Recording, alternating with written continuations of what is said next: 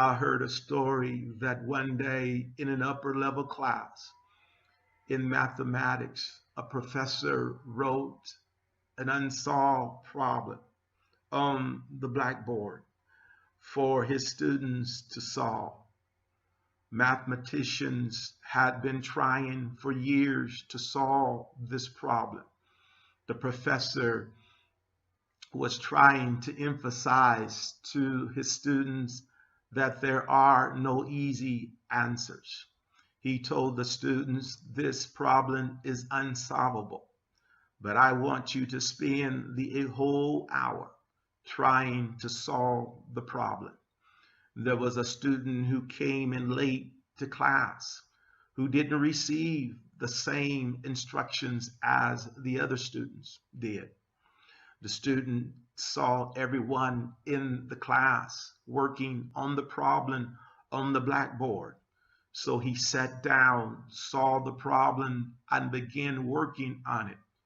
And yes, he solved it, all because he had never heard anybody say it was unsolvable.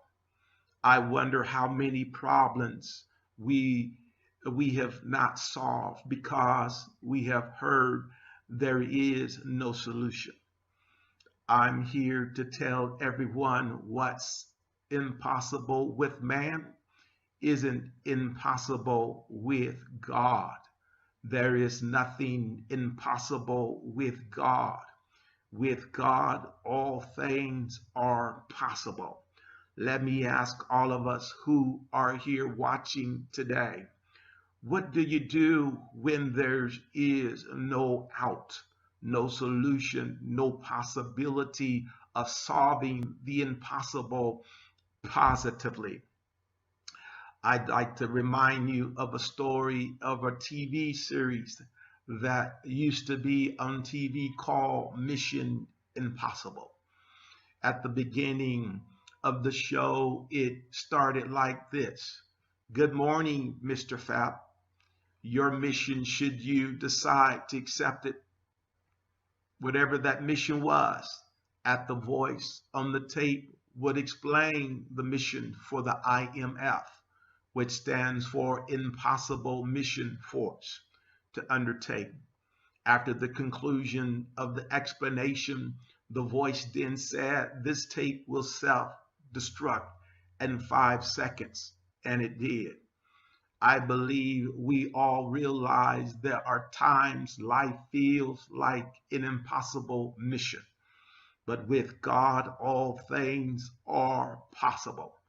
The story I would like to share with you in the book of 1 Kings, chapter 17, verses 8 through 16, is a story about Elijah and the widow at Zarephath. Was a story about an impossible life to live through. The woman who was out gathering her last sticks knew in her heart this will be the last supper for both her son and her. The woman has one last supper, a problem to face. That was more important than a lot of other issues that she was going through. The famine was so great, the woman might have seen many who had died because there was no rain to water the earth for the crops to grow. Imagine having no water to mix the grain to cook with, to bathe in, to wash clothes, and to grow food to eat. Oh, I don't know about you, but that's a horrible position to be in. That's a big problem for anyone to go through that kind of experience. The food source had depleted or emptied down to nothing.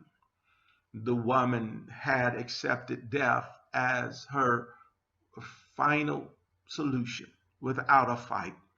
But then comes this man out of town named Elijah. He approaches her asking for a drink of water and a piece of bread in verses chapter 17 of First King, and verses 10 and 11. The woman was already dealing with a severe problem. not alone trying to help someone else with their problem. No doubt she's weak in her body, barely picking up the sticks to bring home.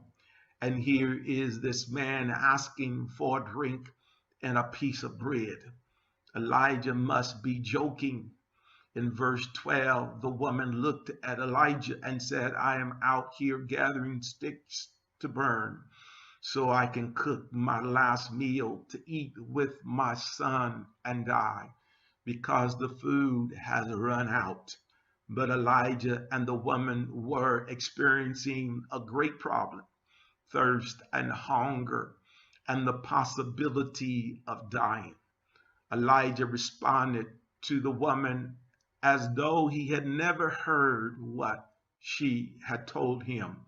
There are times we must ignore the negative things people are saying so we can move forward.